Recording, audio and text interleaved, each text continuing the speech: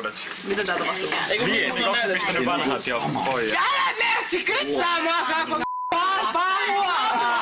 Anna sulle joku halpaa huolta! Mä en oo kattonut suhun päinkään, Niko, äsken.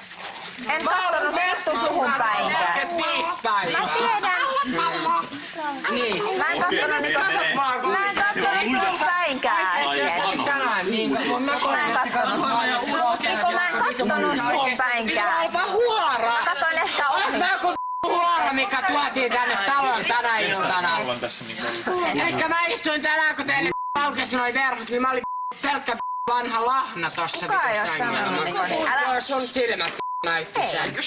Ostaaks joku pattereita? Se näytti mulle vaan humalassa. Eikä tarvinnutkaan susta enempää nyt.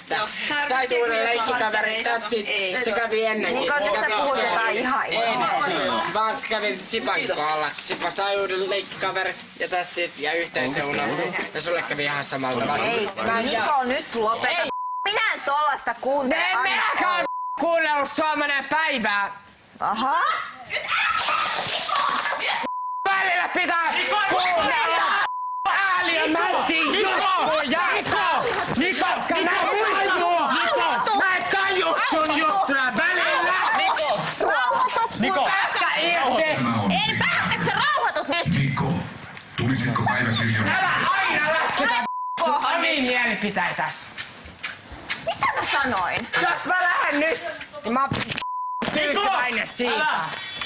Mä oon tyytyväinen, jos mä lähden. Mä en katso ton ämmän naamoina hetken tosta. Ehkä ton espan mikä Rauhoitu jumalauta!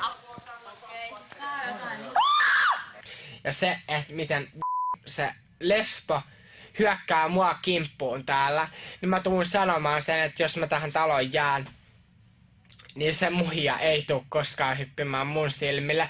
Ja se ei tuu mulle selittää, että miten mulle sopii pinkki paita tai mitä tahansa. Oi tuntuu, että tauteen tänne taloon oikeesti valinnan, musta tuntuu tältä! Mä en jaksa oikeesti mun syntä.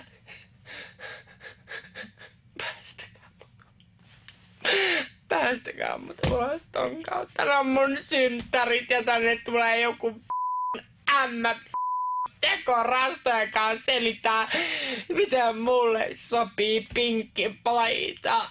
Silleen se on niin pieni asia, mut silti.